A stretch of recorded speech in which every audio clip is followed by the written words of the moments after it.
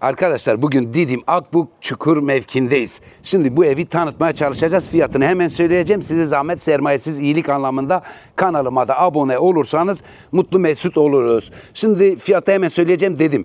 Arkadaşlar alıcılar yurt içinde yurt dışında bizi arar, derler ki kardeşim bana Didim'de bir ev lazım. Biz diyoruz ki beyefendi Didim Hisar Mahallesi'nde 3.500.000'e bir daire var. Yok diyor, onu istemiyorum. Biz diyoruz ki 6.500.000 TL Didim Hisar Mahallesi'nde site içinde bir ikiz ev var, onu da istemiyorum diyor. Biz diyoruz ki özel havuzlu 7.500.000 TL ikiz bir ev var, kendine ait özel havuzu, onu istemiyorum diyor. Biz diyoruz ki bunda bir şey var, çıtayı yükseltelim. 11 milyona eşyalı ev var diyoruz, özel havuzlu Didim Hisar'da, Efeler'de. Yok onu istemiyorum. Peki diyoruz, ne istiyorsun? Ben diyor bu dağın en uç noktalarında 2 dönüm arsa da olsa, eğer önü kapanırsa onu da istemiyorum. Köşe başı olacak, yolu güzel olacak, buranın en iyi evi olacak diyor. Biz de işte o istekte bulunan kişiye, muhatabımıza diyoruz ki kardeşim işte bu 750.000 euro. Hani 3,5'a beğenmedin, 6.250'ye beğenmedin, 7,5'a beğenmedin. İşte sonra diyorsun ki burada zaten ben Ankara'da oturuyorum, orada da evim var 2 dönüm içinde. Ancak kardeşim bir farkındalık istiyorum ki köşe başı olsun. Benim ailem muhafazakar, ya ben kendim özel bir insanım. Sağda solda kimse havuzuma bakmasın. Ayrıca bölgenin en iyi evi olsun. Adres benim evimle özdeşleşsin, tanıtılsın dersen bu ev iyidir. 750.000 euro söz konusu evimizin fiyatı. Didim Akbük Çukur mevkinde arkadaşlar. Arsası 685 metrekaredir. Bakın burada 300 metre arsa değil, 500 dedikleri arsa sözde 500 ama metre alsanız elinize ölçersiniz onlar da 350 falan çıkıyor. Yani herhangi biri de işte bu tanıtımlarda falan 500 diyor da hangi biriniz metre alıp ölçtünüz? Bunu arz etme çabasında oldum. Şimdi belediyelerde özellikle yaz aylarında etkinlikler falan oldu. Bu bana çağrıştırdı. Didim Amfi Kent Tiyatrosu falan var ya, işte denize bakan. Onu andıran böyle oturma alanları var. Yani bu tarafta var, diğer taraflar, buralarda beyefendi dışarıda olduğu için buralara saksılar, çiçekler, güller, sosunlar dikebilirdi. Bunu da arz ettik. Bu alanda ayrı bir alan. 685 metrekare kapalı garajda var. Evi keşfetmeye çalışacağız. Söz konusu evimizde daha geçmişte bu bey alırken buralar bir hobi bahçesi, yeşillikti, çayır çimen, güller vesaire idi.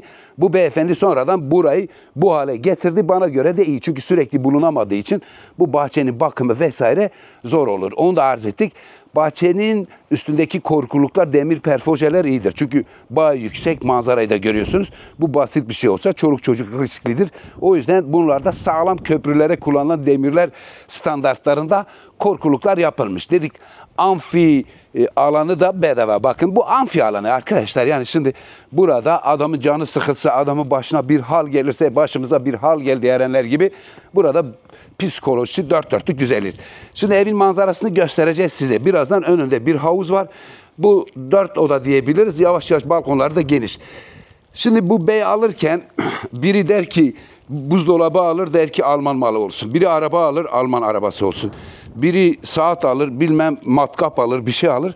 Herkes bir Alman hayranlığı var ki demek ki sağlam ki o yüzden. Bu beyefendi de Alman kültürüyle büyümüş, o kültürle yoğrulmuş. O vesileyle burada bazı işçilikler yapılmış. Bazı işçilikler yapılmış. Mesela neler yapmış arkadaşlar? Bakın biz hortumu tutuyoruz, havuzun dibinde biri böyle çekpasla siliyor, götürüyor, getiriyor. Bu beyefendi hem buraya mazgal yaptı, hem diğer taraflara yaptı, hem diğer tarafa, hem diğer tarafa, hem üst tarafa. Kapalı garajda çok güzel. Bunu da arz ettik. Kamera sistemi var, efendim çanaklar var, kısmen eşyalı. Burası da böyle denize karşı yağmur yağar gibi, yağmur yağınca dama dalarken gece gama, şuradan da bir duş almak denize nazır. Çok da güzel arkadaşlar bu duş alanı. Daha ne diyeceğiz? Havuzumuz. Bu havuz merdivenle inilip çıkılıyor. Havuz temiz olsaydı daha cafcaflı olurdu. Şimdi aracın bir açık park alanı var, bir de kapalı park alanı var. Bu palmiye ağaçları da büyüyünce daha cafcaflı olur. Ufak mini bir araç buraya koyabilirsiniz ancak kapalı garaj üst tarafta. Onu da beyan edelim. Sonra bakın mazgalları bir daha görürsünüz. Klima üniteleri burada. Su arıtma cihazı var. Şebekeden gelen su. Mutfağı ufaklarından değil. Şebeke suyu arındırıyor. Makine kireçlendi, termosifon kireçlendi. Öyle bir derdiniz yok. Burada da bir depo var. Neredeydi bu? Neyse Mehmetcan açmadı. Ve arkadaşlar bu alanları gösterdik. Bakın zaten tepe havadar ancak Bu şimdi BMW araç alırsın, bir de bilmem başka bir yerde alırsın. Abi yıllarca bin bilmem ne. İşte ev sağlam ama buna rağmen bu bey buralara bir daha izolasyonlar bir şeyler yapmış. Nasıl icap ettiyse demek ki Türk işine güvenmedi. O yüzden kendisi yapmış. Ve bakın mazgaların burada oluşuna da bakın. Yıkadık geldik, su oraya gitmiyor. Böyle aralıklı her taraf mazgal. Sonra mazgal derler değil mi Can? Herhalde mazgal. Şimdi bu salon ile mutfağın önündeki teraslar arkadaşlar. Bunlar statik taşıyıcı kolondur. Balkonlar geniş olduğu için haliyle hem dekor hem süs hem de taşıyıcılık anlamında o kolonlar iyi olmuş. Bakın burada da bir oturma alanı var. Sonra geldik. İleride zaten amfiteyatroyu gösterdik size. Burada da kapalı bir kamerya alanımız daha var. Yani kış bahçesi bir derseniz kapalı, ne derseniz değil. Şimdi ben de bazen bakarım internette biri bir araba satıyor, biri bir arsa satıyor. Abi uzakta bir arsa görüyorum, ona ısınıyorum. Başka bir ilan görünce diyorum abi sonra bakıyorum yerinde bakınca ilanın ilgisi alakası yokmuş. Ve sevgili arkadaşlar bu da kış bahçesi olarak değerlendirebilirsiniz. Başka bir şey olarak değerlendirebilirsiniz. Ve kapalı kamerya alanı. Bu alana bir daha bir göz atalım. Tanıtmışken 750 bin euroluk evimizi biraz böyle şey yapalım, tanıtalım. Başta da ben nasıl hitap etmeye çalışıyorum? Bakın geçen Bodrum'da da bir ev tanıtmıştım. Demiştim ki Mevlana diyor ki eğer iyilik yapmak gelmiyorsa elinden bari kötülük yapma dilinden. Onu demiştim Bodrum'da. Şimdi o yüzden başta ben ev tanıtınca başta diyorum ki 3,5, 6,5 onları söyleyince bir kompozisyon yaratmaya çalışıyorum. O vesileyle arkadaşlar bu evlerin standartları yüksektir. Yani bölgenin en iyi evidir. Tabii fiyatı herkesin alabileceği ev değildir. Bunu söyleyeyim. Ucuz demiyorum ama 3,5'a da var, 6,5'a da var. Başta kompozisyonu yaptım. Bakın burada da bir mazgal var. Ya bu depoları çocuk niye açmadı? Burada da bir depo var. Her taraf depo. Ve arkadaşlar buradan da çelik kapıya gireceğiz. Şimdi biz nereden, biz nasıl gidelim? Kapalı garajı nasıl göstereceğiz? Tamam gel. Buradan arkadaşlar buradan da evin çelik kapısına gireceğiz. Keşke kapalı garajı gösterseydik. Neyse sona doğru o arkadaki hobi bahçeleri de göstereceğiz değil mi? Sona doğru kapalı garajımızı göstereceğiz. Şimdi evimize merhaba dedik. Bakın arkadaşlar direkt salona mutfağa girilmiyor. Bu eklentiler sonradan yapıldı. Bakın güzel bir girişi var. Burada da bir bu aynası var. Burada havalandırma için pencere de var. Burada da bir vestiyerimiz. Bunlar sıfırdan yapıldı. Yerdeki döşemeler yine traverten. Bu aşağı iniyoruz. Yer hafif kademeli. Bu aşağı iniyoruz. Aşağıda salon, mutfak, ufak bir oda var. Salon, mutfak, ufak. Bazen gündüz uyumak, merdivende yoruldum, çıkmak istemiyorum derseniz orada altta ufak bir odamız var. Manzaramız bu. Bakın böyle odaklan oradan. Manzaramız bu. Mutfağı beyefendiye biz verdiğimiz zaman mutfak bu halde değildi. Hatta buralarda böyle Osmanlı dekoru andıran böyle bazı dekoratif bir şeyler yapmıştı. Bizimkiler burayı bu hale getirdiler. Mutfak komple değişti. İşte değişti. O mazgallar bilmem bir sürü şey yaptılar. Ve arkadaşlar mutfağımız bu. Yani bahçesi geniş. Arsa güzel köşe başı. Hanımefendi gelir. Komşu beni görüyor. Öyle hani birilerinin öyle bir şeyleri var. O yüzden biri bana bakıyor falan sıkıntısı, hobisi, fobisi olanlar varsa bura sizi saklar, hapseder. Buca kapalı cezaevi gibi evde durursunuz. Etrafı da kapatırız. Buca'da kaldı mı cezaevi? İnşallah Allah kimseyi koymasın. Burası süs evri, burası buzdolabı, mikrodalga, bura başka bir şey, o garip bir şeydi. Burası yıkama yeri, ankasa seti, servis masası ve burası servis masanın devamı. Ve sevgili beyefendi, al şimdi. Adam şimdi böyle evlerde yatıyor, oturuyor, psikolojisi iyi, genç kalıyor. Biz de diyoruz bu adam niye iyi? Baksana şimdi ben burada otursam, bir kitap okusam, ya aslında benim bir arkadaşım vardı. Diyor param var hepsini bir eve vereceğim diyordu. Vallahi diyor ben ölümlü dünya diyordu. Haklıymış işte. Paranız varsa böyle bir ev alın. Ve arkadaşlar işte 24 binlik bilmem ekonomik bir klimamız var. Oturma grupları biz eşya ellemedik. Diğer tarafta bir banyo var. Burada bir çamaşır yeri var.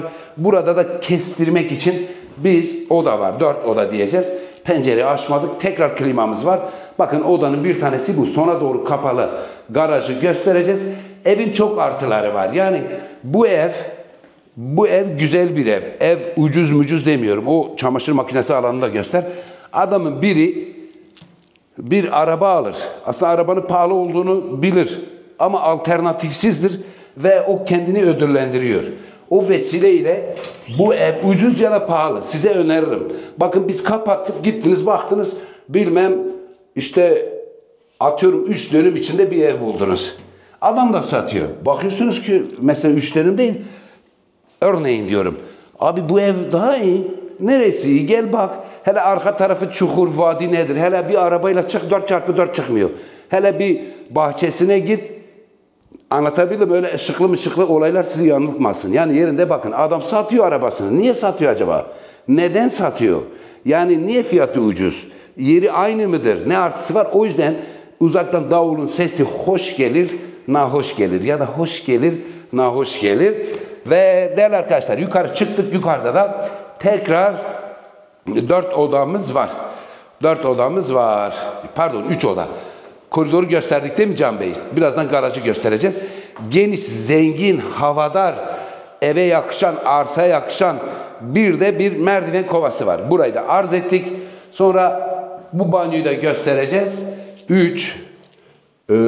2, 3 ve 4. odalarımızı da göstereceğiz. Garajı göstereceğiz. Sonra da yol alıp gideceğiz. Bütün evrakları eksiksiz olarak tamamdır. Tapu başvurusu yaparsak 2 iş gününde tapu devri olabilir. Onu da arz edelim. Geldik. 2. oda. Aşağıda minik bir oda vardı. Bu da 2. oda. Ondan sonra 2. odamız bu. Balkona da çıkacağız size. Köşe başı.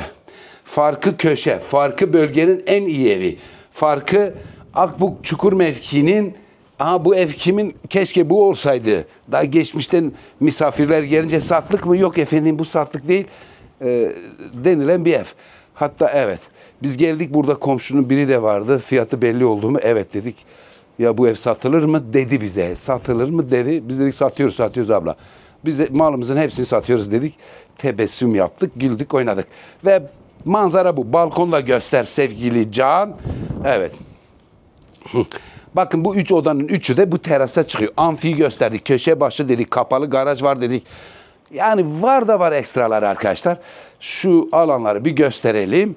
Öyle çok mafyavari, çok böyle garip bir ev değil. Ama keyif alacağınız bir evdir. Ve bura ne? Evet, buraya da böyle korkuluklar yapmış bizimkiler. Bizimkiler biz bir ipe bir düğüm atarız. Bunlar 10 düğüm atar.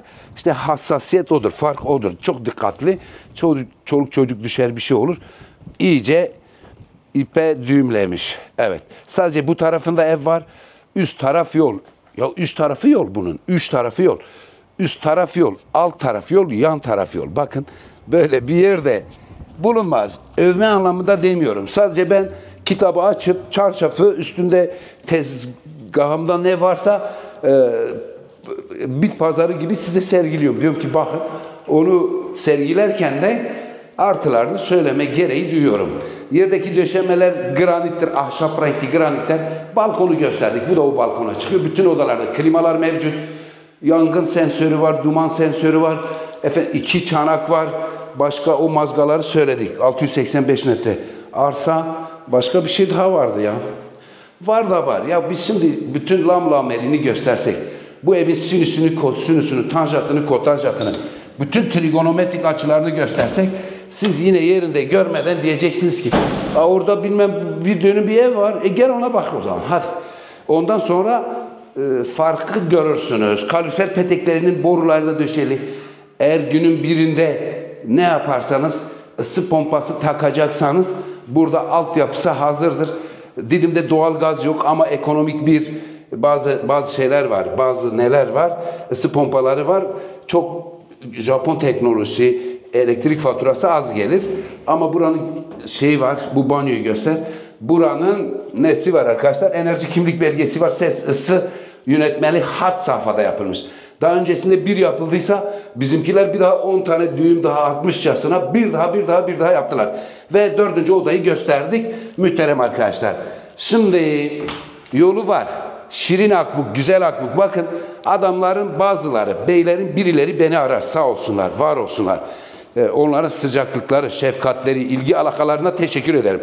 Güllük'ten ev alıyorum diyor. Abi diyorum tamam, Güllük çok güzel bir ama ne Didim'dir, ne Akbuk'tur, ne Bodrum'dur. Arada kalıyor. Bakın bu Akbuk küçük Bodrum olarak biliniyor. Bodrum'u aratmayan bir iklimdir. Bodrum'u aratmayan bir iklimdir. Yani siz de hesap kitabınızı yapın muhterem arkadaşlar. Bu evi eğer mahremiyetinize, özelinize düşkün iseniz, eğer biraz da prestij varsa ya da prestij peşindeyseniz bu ev tam size göre. Yani ev alırsınız ama hiçbir ev bunun gibi değil. Ya görseli iyi, yolu çamur. Can sen sırtını yukarıya ver. Binanın hem bu eteğinden uzun cephesini görsünler, hem deniz manzarasını görsünler, hem binanın ne kadar cephesinin uzun olduğunu görsünler. Bakın arkadaşlar, bu taraf yol, alt taraf yol, yollar parke. Bakın tekrar diyorum, bir yerden resimler efektleniyor. Ben bilmiyorum, her şeyde bir hayır var. Bilseydim belki ben de yapardım. Yani bir yerde görürsünüz, ev ışıklar yanmış, bilmem arsası şu kadar. Kardeşim gel bak, ne derlerdi? Hatice ablaya bakma, neticeye bak. Yani o yüzden Hatice, netice gel gözünle gör. Biz de istiyoruz bu ev 30 bin lira olsa, bütün bıyıklı adamlar gelse alsa, öyle bir dünya yok valla. Yok, keşke olsaydı, keşke olsaydı. Ve uzun cepheyi gösterdik değil mi Can Bağvemin? Çatıda işte güneş enerjisi var, çift çanak var. Ya var da var işte, var da var, var da var. Sen karıştırma artık, de gel bak. Ve burası da aracınızı koydunuz. Şimdi arsa görürsünüz, garaj var ama yok. Birileri beni arıyor diyor, garaj var ama garaj böyle değil diyor. İşte arkadaşlar ne ararsanız var burada. Şarj için de var, bir şeyler var. Terekler, raflar, sandviç panel. Kapı açık mı? Ha, kapı açık. Hobi de gösterelim Can, ben de, sen de olmazsan. O yolu gösterdik, alt taraf yol. Bir yolu bir daha göster, kurban oldum seni yordum. Bu yol bakın muhterem arkadaşlar, yolun cephesini gördünüz. Yani Kurtuluş Caddesi gibi bakın. Kurtuluş caddelerini andıran büyük bir cephe. Alt tarafı zaten yol, bu cephe yol, bu cephe zaten yol. Tamam da evin üst tarafı da yol olacak diye bir yerde öyle bir ev yok. Şimdi buradan da aracı çıktık. Aheste aheste bülbül heste figan eyler. Bu lambalar da güneşten enerji alıyor. Ondan sonra buradan bir kapı vardı. Bizimkiler kapatmış. Çok iyi yapmışlar. Eskiden burada da bir kapı vardı. Ya bu abin ancak demiş garajdan evime gideyim. Ve burada muhabbet var. Bu evde huzur var. Bu evde sessizlik var. Üç tarafı yol. Bir tarafı da komşu ki o da biz ondan çok yüksekte kalıyoruz. O aşağıda kalıyor. Kaç dakikadır aşağıda yukarıda? 17,5. Ev güzel yani, biz boş konuşmadık ki, bile farklı bir şeyler söylemeye çalıştık. Aha size ev. Hoy hoy memo. Mem abasi abasi. Can odno memo. Yaptı diye sonunda ve sevgili arkadaşlar, alın size ev. Vallahi dünya güzel, insanlar güzel, her şey güzel ama şarkı söylemek bambaşka güzel. Türkü dinlemek bambaşka güzel. Bana Didim'in bütün evlerini verirsen ben bir türkü dinlemesem mutlu olamam. Ve muhterem, o yüzden diyoruz ki kardeşim, bizim insanların olmadığı bir memleket bize keyifli gelmiyor. Yani dünyayı verseler, bir ülkenin çocuklarının olmadığı bir İspanya, bir Amerika, bir İtalyano, bir Franciscano bizi tatmin etmiyor, hoşumuza gitmiyor, zorla mı? Yani ve tanıttık değil mi Can? Biraz da böyle bu tarafa doğru bir daha gel. Ondan sonra herkese sevgili, değerli ev sahibi beyefendi, size de selamlarımı, hürmetlerimi sunarım. Sizin gibi ülkemizden böyle entelektüel, güzel insanlar çıkıp yurt içinde, yurt dışında sorunlarımızla ilgilenen, ekonomimizi, parasını buraya aktaran, bize akıl veren ve orada işte bu ülkenin çocuğunu bir kimliğiyle var oluşunuz bize mutluluk veriyor. Bunu içten söylüyorum. Aydın, temiz, entelektüel, okumuş, yeni nesil, dünya görüşü bambaşka insanlarımız oldukça biz daha mutlu oluyoruz. O yüzden size de selam, saygılarımla iyi günler.